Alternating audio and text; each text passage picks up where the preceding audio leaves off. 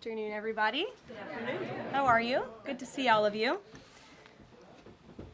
When it comes to the security guarantees, what is the current status of that? I know the President earlier today mentioned boots on the ground would be UK, France, Germany possibly, but unequivocally said no U.S. troops on the ground, but U.S. coordination. Can you elaborate on that, and what would the red lines be? Sure. Well, you got to the heart of what I was going to say to all of you today on security guarantees, which is the President has definitively stated U.S. boots will not be on the ground in Ukraine, but we can certainly help in the coordination and perhaps provide other means of security guarantees to our European allies. The President understands security guarantees are crucially important to ensure a lasting peace, and he has directed his national security team to coordinate with our friends in Europe and also to continue to cooperate and discuss these matters with Ukraine and Russia as well.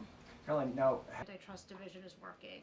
I have no idea who that individual is. That ultimately the President has always said that there are areas of disagreement in this war that will have to be discussed and decided upon by these two countries. And so he wants these two countries to engage in direct diplomacy. He's said that from the very beginning, which is why he's agreeable to the idea of having President Zelensky and President Putin get together. And I understand accommodations for that meeting are underway. As soon as we hear more details, we'll be sure to let all of you know. And just a quick follow-up.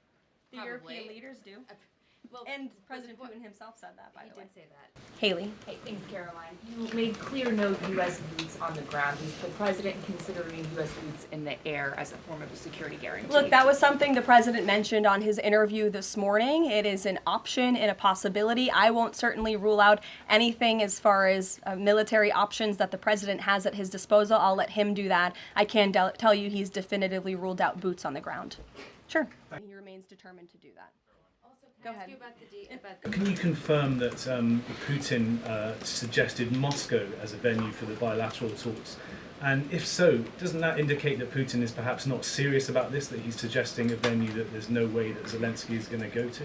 Look, I'm not going to litigate the private conversations between the President and President Putin, aside from what the President himself has already spoken on. But I can tell you there are many options that are being discussed by our national security team right now with both parties. Can you give us an indication of where? I just told you we'll provide you details as soon as we can. Thank you for trying, though. Libby.